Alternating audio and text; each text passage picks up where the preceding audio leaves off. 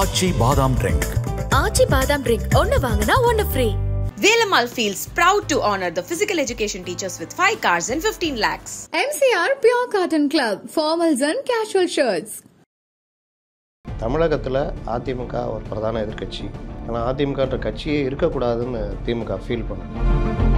பாஜகவை ஒரு கட்டத்தில் கலைஞரும் ஜெயலலிதாவும் மாறி மாறி தூக்கி சுமந்தாங்க. கொஞ்ச நாள்லேயே தப்புன்னு தெரிஞ்சு 2 பேருமே தூக்கி போட்டாங்க. 2017க்கு பிறகு எடப்பாடி வேறு வழி இல்லாமல் தன்னுடைய ஆட்சியை தக்க வைத்துக் கொள்வதற்காகவும் சசிகலா இவர்கள் பிடியிலிருந்து விடுபட்டு நாமே தனி கடை நடத்தினா என்ன அப்படின்னு இது பண்ணுறதுக்காக ஓபிஎஸ்ஐ சகித்து கொண்டு உள்ளே ஏற்றுக்கிட்டாரு. அதற்கு பிறகு தான் பாஜகவுடைய ஆதிக்கம் தமிழகத்தில் அதிகமாக வர ஆரம்பிச்சது. அதிமுகன்ற ஒரு கட்சியே இருக்கக்கூடாது அப்படின்னு திமுக நினைக்கிறதுடைய விளைவு அண்ணாமலை மிகப்பெரிய அளவில் பூஸ்ட் பண்ணாங்க. அதுக்கு அண்ணாமலை இறையானார். 2வது இடத்தில் பாஜக 5 இடங்களை வெல்வார்கள் எல்லாம் வந்துச்சா இல்லையா? 31க்கு 0 அப்படின்னு திமுக கூட்டணி வெல்லுன்னு சொல்லிச்சா இல்லையா? 20% வாக்கு வரும்னு சொன்னாங்கல்ல. அதெல்லாம் எங்கே போச்சு? இது நிலைமையில் அதிமுகவுக்கு என்ன பிரச்சனைனா வாழ்வாசாவா பிரச்சனை. அப்போது நம்ம தாவேகா கூட சேர்ந்தோன்னா நமக்கு ஒரு ஸ்வீப் பண்ணி கொண்டு வந்துடலாம். ஆனால் தாவேகா சைடில் எப்படிப்பட்ட சிந்தனை உருவாக்கப்படுதுன்னா, நீங்கள் என்ன அவங்கள முதலமைச்சர் ஆகிறதுக்காக வந்திருக்கீங்க? அதான் சொன்னாங்க 40 சீட் வாங்குறதுக்காக நாங்கள் நிற்கிறோம். அப்போ இவங்க டிமாண்ட் அதிகரிக்கிறதுக்காக பிப்ரவரி மார்ச்சில் தான் நாங்கள் முடிவு பண்ணுவோம், அது வரைக்கும் நாங்கள் தனித்து நிற்கிற மைண்ட் செட்டு தான் அப்படின்றாங்க. அப்போ இந்த விஷயங்கள் என்ன ஆகும்னா அதிமுகவுக்கு நெருக்கடியை உண்டு பண்ணும். பிகே என்ன சொல்றாரு? விஜய் வெறுமனே திமுக எதிர்ப்பு வாக்குகளை மட்டும் பிரிக்க மாட்டாரு, திமுகவில் உள் வாக்குகளே அவர் பிரிப்பாருன்றாரு. அந்த உள் வாக்குகளே பிரித்தாலும் எதிர் வாக்குகள் செதறினாலும் நீங்கள் லாஸ்ட்ல ஃபர்ஸ்ட்னு பார்த்தீங்கன்னா ஏடிஎம் கூட்டணி அடிச்சிடும். அப்போ நீங்க யாருமே எதிர்பார்க்காத அளவுக்கு திமுக வீழ்த்தப்படும். இந்த புதிய வாக்காளர்கள் மாற்றம் நோக்கி அது எல்லா தேர்தலையும் ஒரு கணிசமான பர்சன்டேஜ் அது பெரிய அளவுக்கு வெற்றி தீர்மானிக்குதாங்கிறதுல நமக்கு சந்தேகம் இருக்கு. ஆனால் திமுக கூட்டணிக்குள்ள இருந்து வாக்குகளை எடுப்பாருங்கிற அந்த இடம் நம்ம எப்படி புரிஞ்சுக்கிறது? ஆட்சிக்கு எதிரான வாக்குகள் ஸ்பிளிட் ஆகுறதுன்றது ஒன்று இருந்தாலும், திமுக ஆதரவு வாக்குகள்னு ஒன்று பிரிவுன்னு சொல்றாங்களா, அது ஒன்று இருந்தாலும், கூட்டணி பலம்னு ஒன்று இருக்கு. 2வது இது எல்லாத்தையும் தாண்டி ஒரு 10லேருந்து 15% அந்த நேரத்தில் முடிவெடுத்து எதிர்ப்பு வாக்குகளாக போடுவாங்க. சரியான கோபத்தில் இருப்பாங்க, அவங்க கரெக்டாக போடுவாங்க. இந்த இடம் வரக்கூடாதியா, இவங்க தான் வரணும், அதுதான் வெற்றியை தீர்மானிக்கும். அந்த இது திமுக கூட்டுறதுக்கு வாய்ப்பு இல்லை. அண்ணாமலையோட இந்த மனமாற்றத்துக்கு என்ன காரணம்? அண்ணாமலையுடைய மனமாற்றத்துக்கு எந்த காரணமும் கிடையாது. பாஜகவுடைய மெஜாரிட்டி நம்ம இந்த சட்டசபை தேர்தலில் ஏடிஎம் கூட சேர்றதுல அவங்களுக்கு ஒன்றும் பிரச்சனை இல்லையா? அந்த மாற்றத்துக்கான வாக்கு இபிஎஸ்க்கு ஏன் போகணும், விஜய்க்கு போகாதா? விஜய்க்கு நீங்கள் இன்ஃப்ராஸ்ட்ரக்சர் இல்லை, உங்களுக்கான போட்டிக்கான நீங்கள் வலுவாக 234 தொகுதிக்கும் கொண்டு போய் ஒர்க் பண்ணுற அளவுக்கு நீங்கள் இருக்க மாட்டீங்க. பாஜக தன்னை காப்பாற்றிக்கிறதுக்கு எங்கே தாவேகாவை கூட்டணி வந்துடுமோன்றதுக்கு முந்திக்கிட்டு அதிமுகவை நெருக்கிறாங்க, தான் கூட்டணி கொண்டு வர. தாவேகாவும் அதிமுகவும் இணைஞ்சா எங்கே சிக்கல் வருமோன்னு திமுக கூட்டணி தாவேகாவை போகக்கூடாமல் சகல வேலைகளும் பண்ணிக்கிட்டு இருக்கு. ஏன்னா அதிமுகன்ற சக்தி மீண்டும் தலை எடுத்துட்டா பெரிய சிக்கல் ஆகிடும்னு திமுகவுக்கு நல்லா தெரியும். அதற்காக தான் எல்லா வேலையும் பண்ணுது. கலாட்டா வாய்ஸ் நேயர்களுக்கு வணக்கம். இன்றைய சிறப்பு நேர்காணலில் நம்மோடு மூத்த பத்திரிகையாளர் திரு முத்தலீஃப் இணைந்திருக்கிறார். அவரை வரவேற்று நிகழ்ச்சிக்குள் போகலாம். சார் வணக்கம். வணக்கம் சார், இந்த அதிமுக பாஜக கூட்டணி தொடர்பான விஷயங்கள் திரும்ப பேசுபொருளாக மாறி இருக்கு. எடப்பாடி பழனிசாமி வாக்குகள் சிதறக்கூடாது, நமக்கு பிரதான எதிரி திமுக தான் அப்படிங்கிறாரு. அதே டோனை அன்னைக்கு சாயந்தரமே அண்ணாமலையும் வாக்குகள் சிதறக்கூடாது, அரசியலில் யாரும் நிரந்தர எதிரி கிடையாது அப்படிங்கிற விஷயத்த பேசுகிறாரு. அமித்ஷா இன்னும் 2 நாளில் வராரு, வந்தால் நிறைய விஷயங்களுக்கு கிளாரிட்டி கிடைக்கும்னு அண்ணாமலை ஒரு பொடி வச்சு பேசுகிறாரு. என்ன நடந்துட்டு இருக்கு சார் அந்த பக்கம்? அரசியலில் யார் வரணும் அப்படின்றதுல யார் வரக்கூடாதுன்றது ரொம்ப முக்கியம். தமிழகத்தில் அதிமுக ஒரு பிரதான எதிர்க்கட்சி. ஆனால் அதிமுகன்ற கட்சியே இருக்கக்கூடாதுன்னு திமுக ஃபீல் பண்ணுது. அது டேஞ்சர். அந்த சமநிலை குலைஞ்சிரும். ஏன்னா அதிமுகவோ திமுகவோ இவர்கள் இருவருமே மாறி மாறி ஆட்சிக்கு வந்தாலும் தமிழகத்தில் வலதுசாரி எண்ணங்களோ இல்லை பதற்றம் உருவாக சூழ்நிலையோ மற்ற விஷயங்களோ வர வாய்ப்பு இல்லை. அதிகபட்ச ஊழல் முறைகேடு இந்த மாதிரி விஷயம்தான். ஆனால் வலதுசாரி சக்திகள் தமிழகத்தில் வளர்ந்தால் அது பெரிய அளவில் பாதிப்பை உண்டு பண்ணும். பாஜகவை ஒரு கட்டத்தில் கலைஞரும் ஜெயலலிதாவும் மாறி மாறி தூக்கி சுமந்தாங்க. கொஞ்ச நாள்லேயே அது தப்புன்னு தெரிஞ்சு 2 பேருமே தூக்கி போட்டாங்க. 2017க்கு பிறகு எடப்பாடி வேறு வழி இல்லாமல் தன்னுடைய ஆட்சியை தக்க வைத்துக் கொள்வதற்காகவும் சசிகலா இவர்கள் பிடியிலிருந்து விடுபட்டு நாமே தனி கடை நடத்தினா என்ன அப்படின்னு இது பண்ணுறதுக்காக ஓபிஎஸ்ஐ சகித்து கொண்டு உள்ளே ஏற்றுக்கிட்டாரு. அதற்கு பிறகு தான் பாஜகவுடைய ஆதிக்கம் தமிழகத்தில் அதிகமாக வர ஆரம்பிச்சது. ஆனாலும் தமிழகத்தை பொறுத்தவரை வலதுசாரி சக்திகளை சற்று தள்ளியே வச்சிருக்கிற இதை நம்ம பார்க்குறோம். என்னதான் இவங்க பெருசாக இது பண்ணாலும் வாக்கு எண்ணிக்கையை வாக்கு சதவீதத்தை அதிகரிக்க முடியல. அப்படிப்பட்ட சூழ்நிலையில் திமுக எப்படி பாஜக டெல்லியில் காங்கிரஸ்ன்ற ஒரு கட்சியே இருக்கக்கூடாதுன்னு நினைக்குதோ, அது மாதிரி அதனால் ஒன்றும் பிரச்சனை இல்லை. ஆனால் இருக்கக்கூடாதுன்னு நினச்சதை மீறி தான் 100 எம்பி வந்துட்டாங்க. இங்கே அதிமுகன்ற ஒரு கட்சியே இருக்கக்கூடாது அப்படின்னு திமுக நினைக்கிறதோடைய விளைவு, அதிமுகவை மட்டுப்படுத்தி அந்த இடத்துல பாஜக கூட நாங்கள் தூக்கி விடுவோம். ஏன்னா ஓட்டு ஸ்ப்ளிட் ஆகட்டும், நாங்கள் ஜெயிப்போன்றது தான் 2024 பண்ணாங்க. அண்ணாமலை மிகப்பெரிய அளவில் பூஸ்ட் பண்ணாங்க. அதுக்கு அண்ணாமலை இறையானார். அது ஒரு பெரிய வளர்ச்சி மாதிரி காண்பிக்கப்பட்டது. அது வீக்கம். திமுகவோட திட்டம் அது. திமுகவுடைய திட்டம். உளவுத்துறையிலேருந்து மெயின் ஸ்ட்ரீம் மீடியாவிலேருந்து புதுசாக கருத்து கணிப்பு வந்திருக்கிறது. 2வது இடத்தில் பாஜக 5 இடங்களை வெல்வார்கள். இப்படிலாம் வந்துச்சா இல்லையா? அதே ஊடகங்கள் 31க்கு 0 அப்படின்னு திமுக கூட்டணி வெல்லுன்னு சொல்லிச்சா இல்லையா? 20% வாக்கு வரும்னு சொன்னாங்கல்ல.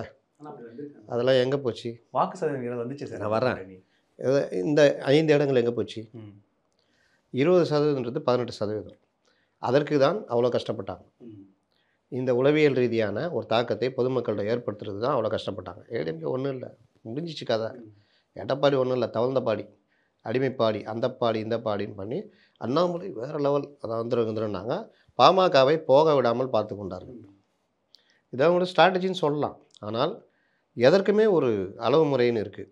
நீங்கள் அந்த இடத்துல பண்ணதை அவங்க 11 + 18% அவங்க வந்தாங்க. இந்த வளர்ச்சியான்னு பார்த்தா அதை வீக்கன்னு நான் பார்க்குறேன். ஏன்னா இப்போவே ஒரு உதாரணத்துக்கு சொல்லணுன்னா, ஒருவேளை தாவேக அதிமுக எல்லாம் சேர்ந்து ஒரு பக்கம் நிற்கிறாங்க, திமுக கூட்டணி அப்படி நிற்குதுன்னா, தாவேக அதிமுகன்றது ஒரு பெரிய ஸ்வீப் பண்ணும். பாமக சேர்ந்துச்சுன்னா ஸ்வீப்பு. அப்போ சொல்லுங்கள், பாஜக வந்து பெரிய அளவில் வாக்கு வாங்குமா, இல்லை அதே வாக்கை தக்க வைக்குமானா வைக்காது. ஏன்னா அண்ணாமலைன்றவருக்கான ஒரு வாக்கு தானே தவிர பாஜகக்கான வாக்கு கிடையாது. அப்போ அண்ணாமலைக்கான வாக்குகளை கூட யங்ஸ்டர்ஸ் வந்து விஜய்க்கோ மற்றவங்களுக்கோ போகிறதுக்கான இன்னொன்று மாற்றம் வேணும்னு எதிர்பார்க்கும்போது இங்கே போட்டு வீணடிக்கிறத விட அங்கே போடலான்னு தான் எல்லாம் முடிவு பண்ணுவோம். அப்போ அதுதான் இந்த மாற்றம் வேணும், திராவிட கட்சிகளை பிடிக்கல அப்படின்ற வாக்குகளை அறுவடை பண்ணுறது தான் அண்ணாமலை ரொம்ப தெளிவாக இறங்கி பண்ணார். அவருடைய நோக்கம் என்னென்னா, இங்கே மதவாத அரசியல் எடுபடாது, எச் ராஜா மாதிரியோ மற்றவங்க மாதிரியோ நம்ம பேசக்கூடாது, நம்ம ஊழல் முறைகேடு இதை பற்றி விஷயத்தை மட்டுமே தொடணும் அப்படின்றப்போ அதில் சக்ஸஸும் ஆனார். இப்போது நான் மேட்டருக்கு வரேன். தமிழகத்தில் பாஜக இப்போவும் பலகீனமாகத்தான் இருக்கிறது. இப்போ நான் சொன்ன கதை 4% 5% தாண்ட முடியாது. தனித்து நின்னா ஒரு எம்எல்ஏ கூட வாங்க முடியாது. இந்த நேரத்தில் இவர் சொல்கிறார்ல, விஜய் சித்தாந்த எதிரி, அரசியல் எதிரின்னு. அப்போது நீங்கள் அரசியல் எதிரியை வீழ்த்த வேண்டும். அதற்கு நாம் அதிமுகவை ஆதரிக்கும் பொழுது பாஜகன்ற கட்சி தடுக்கப்படும். நாம் ஒரு பெரிய சக்தியாக வளருவோம். நாம் ஆதரிக்காமல் நம்ம தனியாக போய் நின்னோன்னா நம்ம ஓரளவுக்கு குறிப்பிட்ட வாக்கு சதவீதம் ப்ளஸ் குறிப்பிட்ட எம்எல்ஏக்கள் வாங்குகிறோன்னா, அதிமுக தேவையில்லாமல் பாஜகவை வேறு வழி இல்லாமல் சேர்த்து கொண்டால் அந்த கூட்டணியில் பாஜக பெரிய அளவில் வெற்றி மீண்டும் கால் பதிக்க வேணும் வாய்ப்பை நாம் உருவாக்குகிறோம் அப்படின்றதும் அரசியலில் கவனிக்கப்பட வேண்டிய ஒன்று. இங்கே திமுகவும் இதை யோசிக்கணும். நாம் அதிமுக ஒன்றும் இல்லாமல் பண்ணுறோன்ற நடதில் பாஜக வளர விடுறோம். இது டெல்லி அரசியல் மாதிரி போயிடும். இந்த அதிமுக வெர்சஸ் தாவேகா இந்த கூட்டணியை சேராமல் தடுக்க வைக்கிறதும் பாஜகவுடைய திட்டமாக அதனுடைய காயநகரத்தில் கூட பார்க்கலாமா? பாஜகவுக்கு அந்த அளவுக்கு இங்கே தமிழ்நாட்டில் ஒரு பெரிய செல்வாக்கு இல்லை. அந்த வேலையை திமுக தான் செஞ்சுக்கிட்டு இருக்கு. தாவேகா அங்கே போகக்கூடாதுன்றதில் எல்லா வழியும் பண்ணுறாங்க. ஈவன் தாவேகா தலைமையிலே டாமினேட் பண்ணுற அளவுக்கு இருக்கிறாங்க. இது ஒரு பார்ட்டு. இது நிலைமையில் அதிமுகவுக்கு என்ன பிரச்சனைனா, வாழ்வா சாவா பிரச்சனை.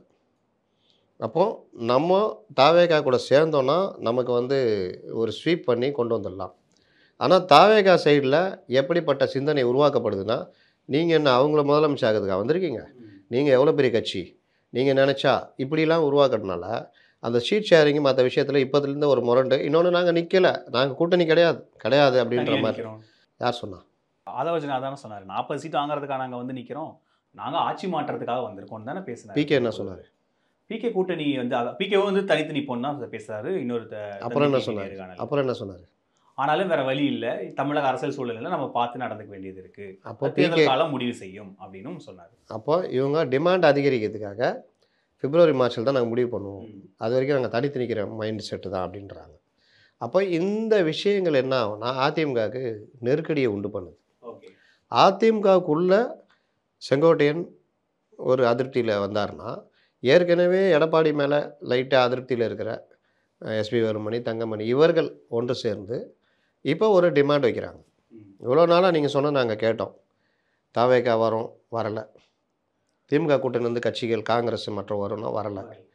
அப்போது இப்படியே சூழ்நிலையை நம்ம தேர்தலை சந்திக்க போகணுன்னா, நாளைக்கு பாஜகவும் வராமல் போயிடுச்சுன்னா அதிமுக கிட்டத்தட்ட முடிஞ்சிடும் கதை. 4வது இடத்துக்கு தள்ளப்படும். அதை விட நாம் இப்போவே என்டிஏ கூட்டணியை ஃபார்ம் பண்ணோம்னா இது ஒரு பெரிய வலுவான கூட்டணியாக இருக்கும். பாமக வந்துடும், தேமுதிக வந்துடும். ஒரு போன தடவையே 2021 டிடிவி இல்லாதனால ஒரு 20 சீட்டு தோத்தாங்க. இப்போ டிடிவி, ஓபிஎஸ் இவங்கெல்லாம் பாஜக பார்த்துக்குங்க. நீங்களும் நானும் கூட்டணி, நீங்கள் அவங்கள பார்த்துக்குங்க, என்கிட்ட வரக்கூடாது. ஸோ 2019 அமைச்ச அதே பெரிய கூட்டணியை ஃபார்ம் பண்ணால் என்ன தப்பு? அது நமக்கு நல்லது, அதிமுகவுக்கும் நல்லது. அவங்க ஒன்றும் நாங்கள் தான் முதலமைச்சர், அண்ணாமலை தான் முதலமைச்சர் வேட்பாளர் சொல்ல போகிறதில்ல. அந்த அளவுக்கு அவங்க வளரவும் இல்லை. ஆனால் டிமாண்டு ஜாஸ்தி வைப்பாங்க. அதை நம்ம பார்த்துக்கலாம். நீங்கள் என்ன இது பண்ணுறீங்கன்றதை நோக்கி நகரும் பொழுது இபிஎஸ் அங்கே நோக்கி நகர்த்துறாங்களா சார்? இபிஎஸ்ஐ நகர்த்துகிறார்கள்.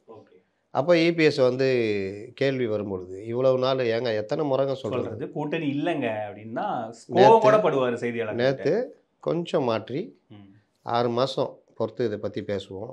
வீழ்த்தப்பட வேண்டிய எதிரி திமுக, வாக்குகள் சிதறக்கூடாது. கரெக்ட். இதில் நீங்கள் எடப்பாடியை முழுசும் நம்பிட முடியாது. இது இவர்களுக்கான ஒரு சால்ஜாப்பாகவும் இருக்கலாம். தாவேகாவை ட்ரை பண்ணிகிட்டே இருக்கலாம். திமுக கூட்டணியில் ட்ரை பண்ணிகிட்டு இருக்கலாம். திமுக கூட்டணியில் இன்றைக்கி நல்ல நிலைமை இருக்கான்னு பார்த்தா அங்கேயும் பிரச்சனை ஓடிக்கிட்டு இருக்குது. வன்னியரசு 25 சீட்டுன்றாரு. நாம் ஒரு கொடி கூட ஏற்ற முடியாத நிலமையில் இருக்கோன்றார் திருமாவளவன். சண்முகம் சமூக மைதானத்தில் அவங்க அகில இந்திய மாநாடு நடக்க போகுது. அதுக்கு பர்மிஷன் மற்ற விஷயத்துக்காக பிரகாஷ் காரட் வந்து பேசிட்டு போனார். அதுக்கப்புறம் சண்முகத்தை கூப்பிட்டு நீங்கள் கொஞ்சம் அமைக்க வாசிங்க, அகில இந்திய மாநாடு முடியும் கம்முன்னு இருங்க. அதனால சண்முகம் வாயை மூடிக்கிட்டு இருக்காரு. தொழிலாளர் போராட்டம் தொடர்பாக பேசிக்கிட்டே இருந்தார். இப்போது சண்முகம் வாயை மூட வச்சது காரணம் இதுதான். அகில இந்திய மாநாடு முடிஞ்சோன்னா அவர் ஆட்சி ஆரம்பிச்சிடுவார். அப்போது அது வேறு யார்? காங்கிரஸ் ஏற்கனவே தாவேகாவை வாங்க அப்படின்னு மாதிரிலாம் பேசி செல்வ பெருந்தகைக்கு எதிராக காய்கள் நகர்த்தப்படுகிறது. அதில் மிகப்பெரிய கட்சியுடைய பங்கும் இருக்கிறது. செல்வ பெருந்தகை இருந்தால் அவர் தான் பெரிய அச்சுறுத்தலாக இருப்பார். கூட்டணி கட்சிகளுடைய பேரத்தில் அவர் எடுத்தோடனே 65, 50, 60ன்னு ஆரம்பித்தார்னா மற்ற கட்சிகளுக்கு அந்த நோய் பரவிவிடும். அந்த வைரஸ் பரவிடுச்சுன்னா பெரும் நோயாக மாறிவிடும். அப்புறம் இவங்களுக்கே கிட்டத்தட்ட 100 சீட்டு கொடுக்குற மாதிரி ஆயிடுச்சுன்னா நம்ம எங்கே நிற்கிறதுன்னு திமுக கணக்கு போடுது. அதனால் இப்போத்துலேருந்தே தட்டி வைக்கிற வேலையை அவங்க பண்ணுறாங்க. அப்போ இவங்க தட்டி வைக்கிறாங்கன்னா தட்டப்படுபவர்களுக்கும் அந்த கொஞ்சமாவது கோபம் வரும்ல. ஏன்னா முன்ன ஆப்ஷன் கிடையாது 21 எதிர் சைடில் எதுவுமே இல்லை. அதனால் இப்போ திமுக கிட்டேயும் அந்த பிரச்சனை இருக்குது. இபிஎஸ் ரெடியாக இருக்கார், தாவேகா ரெடியாக இருக்குது. அதனால் எல்லாருக்குமே சிக்கலுங்க. நீங்கள் ஒன்று யோசிங்க, 96 அதிமுக தான் ஜெயிக்கும் நாங்கள் எல்லாருமே நம்பினோம்.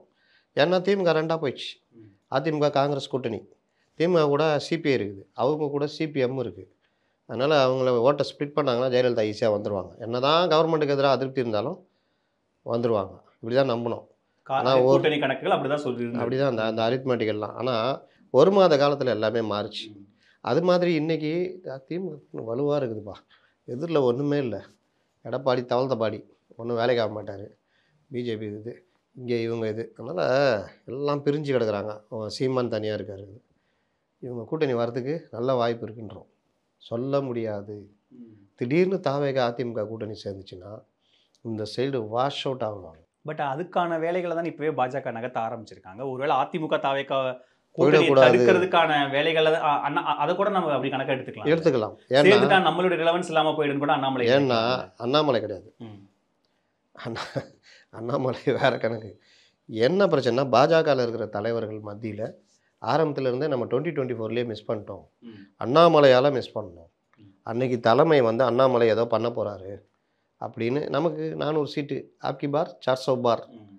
அதனால் தமிழ்நாடு குச்னை மாலும்ன்ற மாதிரி விட்டாங்க. ஆனால் இவங்க எதிர்பார்க்காத 240 தான் வந்தாங்க. அன்றைக்கி மட்டும் கொஞ்சம் இங்கே கவனம் செலுத்தியிருந்தால் அதிமுகவும் இந்த கூட்டணி என்டிஏ ஃபார்ம் பண்ணியிருந்தா நீங்கள் இவ்வளோ பிரச்சனையிலேயே கூட்டி பார்த்தா 12 சீட்டு ஜெயிச்சிருக்காங்க. அப்போ இந்த மாதிரி ஒன்று சேர்ந்து பிரச்சாரம், அதுவும் அண்ணாமலை இவங்கெல்லாம் பெரிய பிரச்சாரம் டிஎம்கே எதிராக ஒன்றுபட்டு கொண்டு போயிருந்தா 15 சீட்டு இவங்களுக்கு கிடச்சிருக்கும். 240 + 15 சேர்த்து பாருங்கள். இன்றைக்கி சந்திரபாபு நாயுடுகிட்டையோ நிதிஷ்டையோ தொங்க வேண்டிய அவசியம் இல்லை.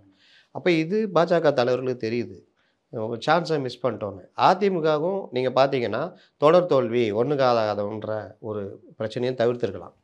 ஆனால் அதிமுகவுக்கு என்ன பிரச்சனைனா, பாஜகவோட உறவு வைப்பது என்பது தமிழகத்தில் இந்த வாக்கு வங்கிகள் இந்த மாதிரி பிரச்சனைகளில் வலதுசாரி அரசியலை ஓரங்கட்டி தான் வைக்கிறாங்க.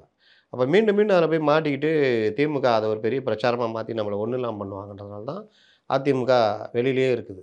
ஆனால் இன்றைக்கி இந்த 2 கருத்துக்களும் மாறுது. ஏன்னா உன்னை விட்டால் எனக்கு ஆள் இல்லை, என்னை விட்டால் உனக்கு ஆள் இல்லைன்னு. பட் அது தோல்விதான் நமக்கு கண்ணுக்கு முன்னாடி டேட்டா இருக்கும்போது வேற வழியே இல்லைன்னு எப்படி திரும்ப முடியும்? என்ன டேட்டா சொல்லுங்கள். 2019 ஆகட்டும் 2021 2019 தோத்துருக்காங்க 2 பேரும். 2019 இந்த கூட்டணி ஒளிஞ்சே தீரணும் அப்படின்னு கங்கணம் கட்டிட்டு எல்லாம் ஒன்று சேர்ந்தாங்க. ஈவன் பத்திரிகையாளர் உட்பட நாங்கள் உட்பட எல்லாருமே அதிமுக வீழ்த்தப்படணும், இங்கே பாஜக வீழ்த்தப்படணும், சமூக நீதி கூட்டணி ஸ்டாலின் தான் வராரு, விடியல் தர போகிறாரு, இதற்கு ஸ்டாலின் முதல் தடவை தலைமையாக இருக்கிறாரு, இந்த கூட்டணி வெல்லணும், சமூக நீதி கூட்டணி எல்லாரும் ஆசைப்பட்டோம். அடித்தாங்க, செம்ம அடி. பர்சன்டேஜ் பார்த்திங்கன்னா 50%, 20 இடைவெளியே 30%. அதற்கு பிறகு ஒரு 2 ஆண்டு காலம் கவர்மெண்ட்டு ரன் ஆகுது. அது தூத்துக்குடி பிரச்சனை, சிஏஏ, சாத்தான்குளம் பிரச்சனை, பல பிரச்சனைகள் ஏடிஎம்கே எதிராக பெருசாக நிற்கிது. இவரை ரொம்ப எடப்பாடி ஒன்றும் இல்லைன்ற மாதிரிலாம் கொண்டு போகிறாங்க. தலைமை மேலே நிறைய சிக்கல்கள் வருது. அதே கூட்டணி, இவர்களும் அதே கூட்டணி நிற்கிறாங்க. ஆனால் சட்டமன்றம்னு வரும்பொழுது பர்சன்டேஜ் பார்த்திங்கன்னா அன்றைக்கி எடப்பாடி ஒரு தப்பு பண்ணுறாரு. என்னது, நம்ம எல்லாம் கூட்டணி, நம்ம கூட்டணி உள்ள டிடிவியும் கொண்டு வரலான்னு குருமூர்த்தி பேசினார்ல, அது உண்மை. பிஜேபி சைட்லேருந்து மூவ் பண்ணதா அவர் என்ன சொல்கிறார்? அன்றைக்கே அமித்ஷா பேச்சை கேட்டுருந்தா இன்னைக்கு அவர் ஒன்றும் இல்லை, ஏங்க நான் பண்ண மாட்டாங்க, நீங்கள் வேணால் சேர்த்துக்குங்க அப்படின்னு சொல்லியிருந்தா கூட ஒரு 20 சீட்டு கூடுதலாக வாங்கிடலாம். அப்போது 2021 பார்த்தீங்கன்னா 20லேருந்து 39, 50லேருந்து 44, 45, 5% குறைஞ்சிச்சு.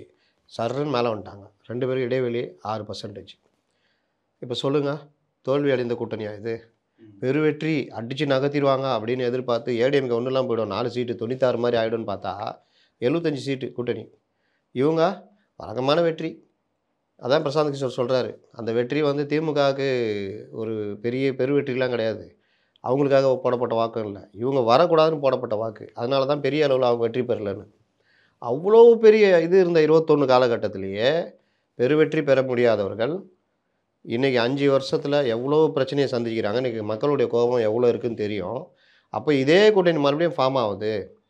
கூட விஜய் வேறு வாக்குகளை பிரிப்பார். பிகே என்ன சொல்கிறாரு, விஜய் வெறுமனே திமுக எதிர்ப்பு வாக்குகளை மட்டும் பிரிக்க மாட்டார், திமுகவில் உள் வாக்குகளே அவர் பிரிப்பாருன்றாரு. அந்த உள் வாக்குகளே பிரித்தாலும் எதிர் வாக்குகள் சிதறினாலும் நீங்கள் லாஸ்ட்டில் ஃபஸ்ட்டுன்னு பார்த்தீங்கன்னா ஏடிஎம் கூட்டணி அடிச்சிடும், பிஜேபியோட இருந்தா. ஆமாம். அப்போது நீங்கள் யாருமே எதிர்பார்க்காத அளவுக்கு திமுக வீழ்த்தப்படும்.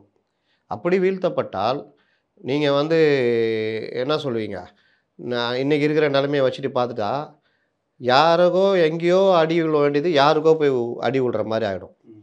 அப்போது நீங்கள் ஒரு பெரிய வெற்றி, இப்போ இவங்க தாவேகா ஒரு பெரிய பர்சன்டேஜ் வாங்குறாங்கன்னா இது எல்லாமே திமுக கூட்டணிக்கு பாதகமாக. இல்லை, அவர் எனக்கு பிரசாந்த் கிஷோர் சொன்னதுலேயே சந்தேகம் என்னென்னா, திமுக கூட்டணியிலேருந்து சில வாக்குகளை பிரசாந்த் கிஷோர் எடுப்பார், சில புதிய வாக்காளர்கள் வரும், மாற்றம் நோக்கி வரவங்க வாக்காளர்கள் விஜய்க்கு போகிறதுக்கு வாய்ப்பு இருக்கும்போது, இந்த புதிய வாக்காளர்கள் மாற்றம் நோக்கி அது எல்லா தேர்தலையும் ஒரு கணிசமான பர்சன்டேஜ், அது பெரிய அளவுக்கு வெற்றி தீர்மானிக்குதாங்கிறதுல நமக்கு சந்தேகம் இருக்குது. ஆனால் திமுக கூட்டணிக்குள்ளேருந்து வாக்குகளை எடுப்பாருங்கிற அந்த இடம் நம்ம எப்படி புரிஞ்சுக்கிறது சார்?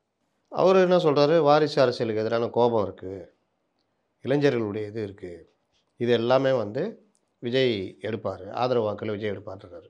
அது எந்த அடிப்படையில் எனக்கு தெரியாது.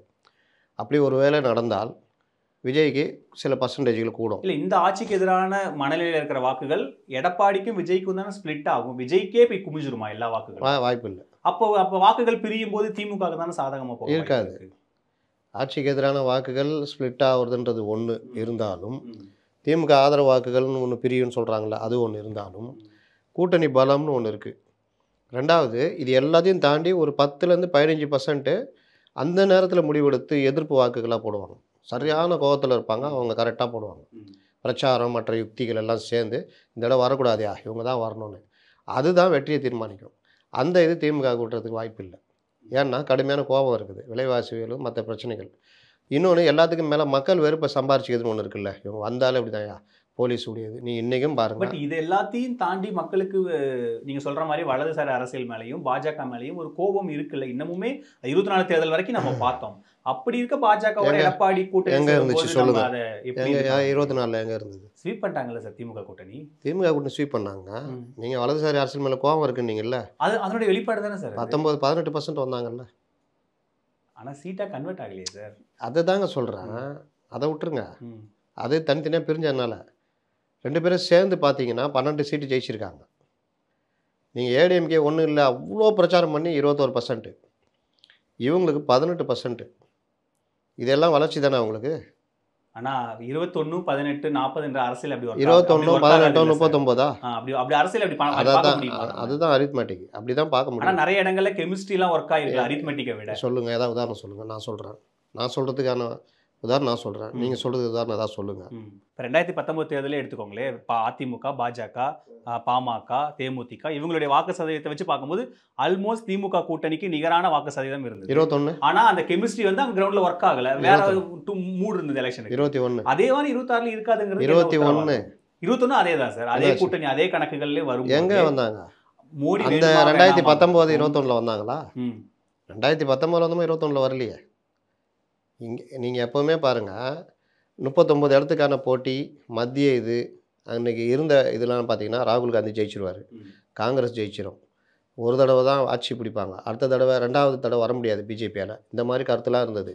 தமிழ்நாடும் கேரளாவும் தான் பெருசாக தூக்கி கொடுத்தது காங்கிரஸுக்கு. அப்போ இந்த விஷயங்கள்லாம் தான் 2019 எதிரொலிச்சது.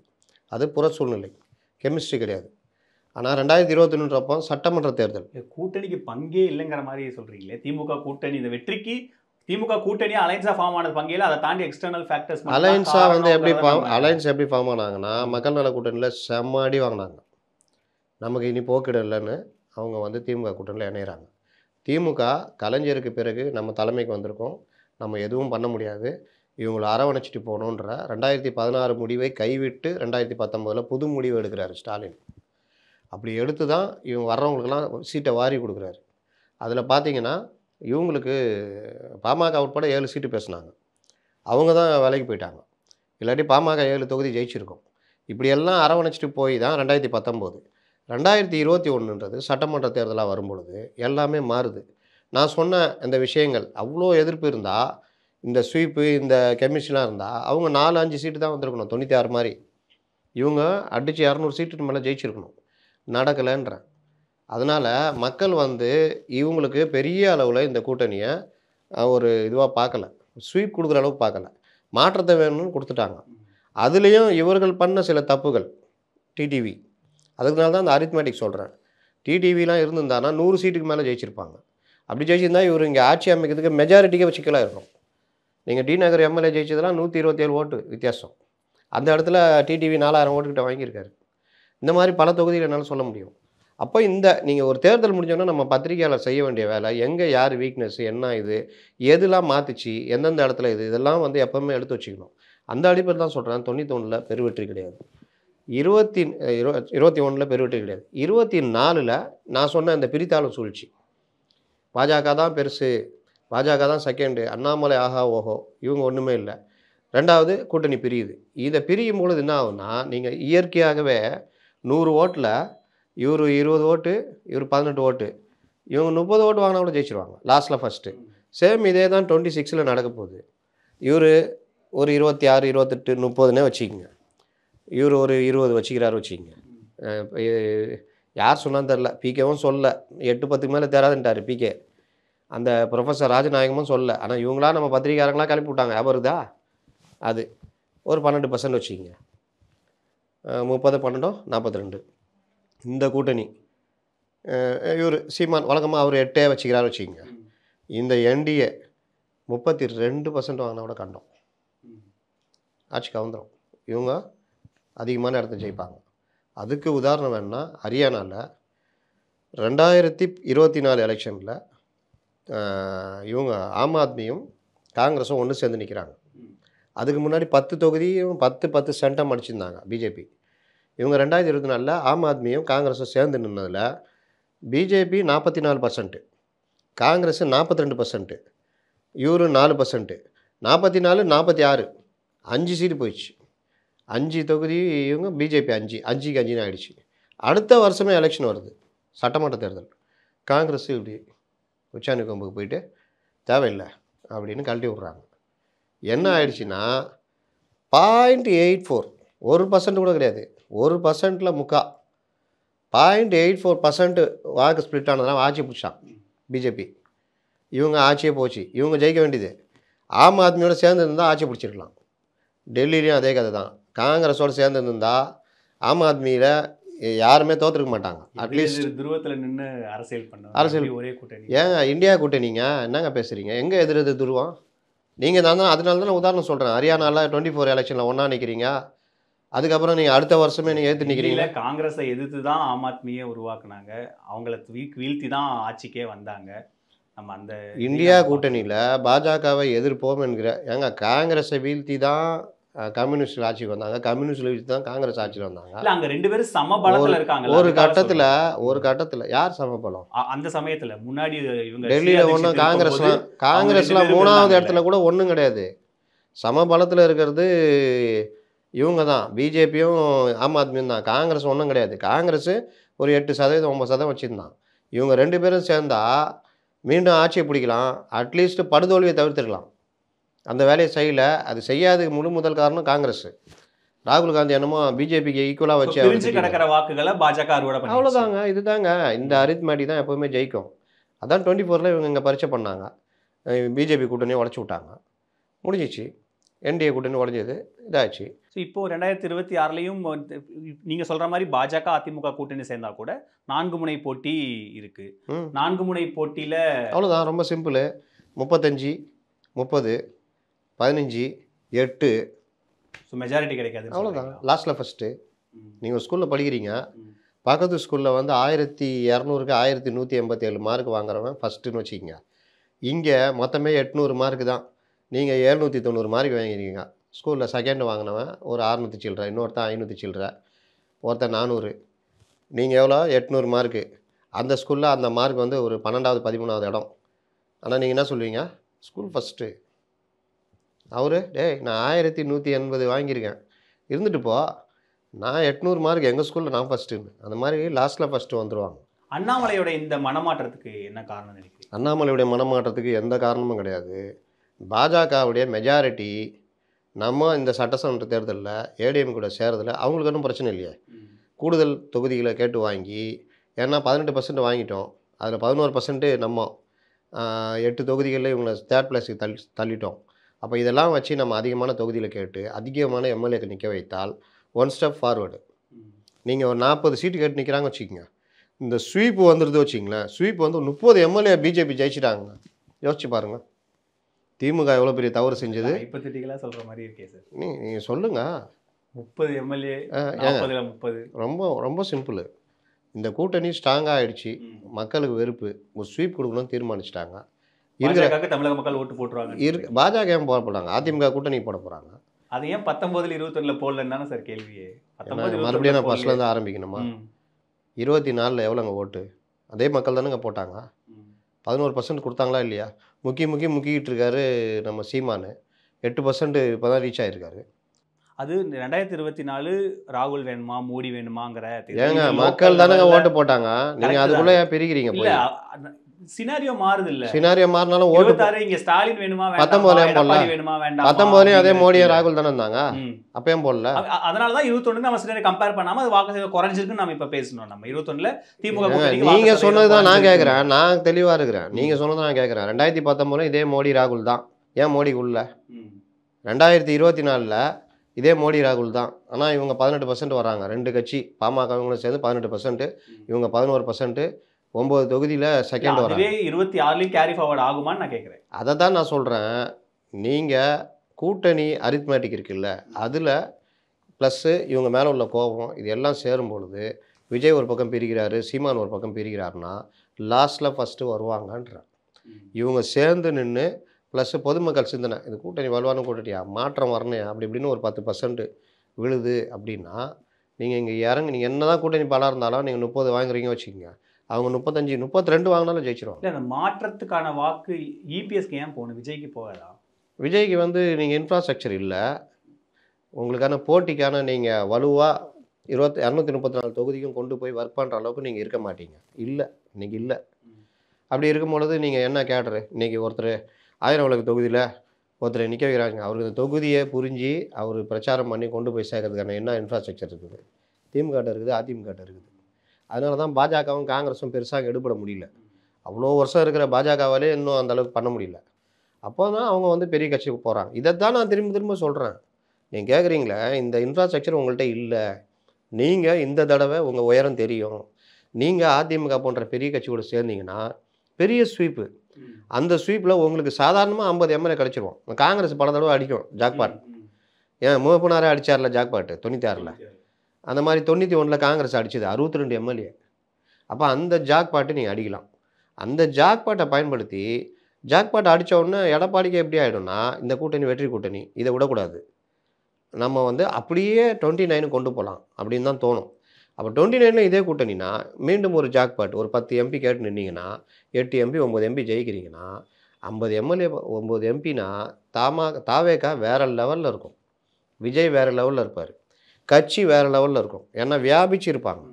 இந்த இதோடு நீங்கள் 31 எலெக்ஷனை நாங்கள் தனியாக நிற்க போகிறோம், எங்கள் தலைமையில் கூட்டணி வாங்க, அதிமுக நம்பி ஆதரிச்சோம், அவங்களும் ஊழல் கட்சியாக இருக்காங்க, இவங்களும் ஊழல் கட்சினா நீங்கள் அடுத்த கட்டத்துக்கு நகர்ந்துக்க முடியும். இந்த 3-4 வருஷத்தில் உங்களுக்கு பெரிய எக்ஸ்பீரியன்ஸ் கிடச்சிருக்கும்.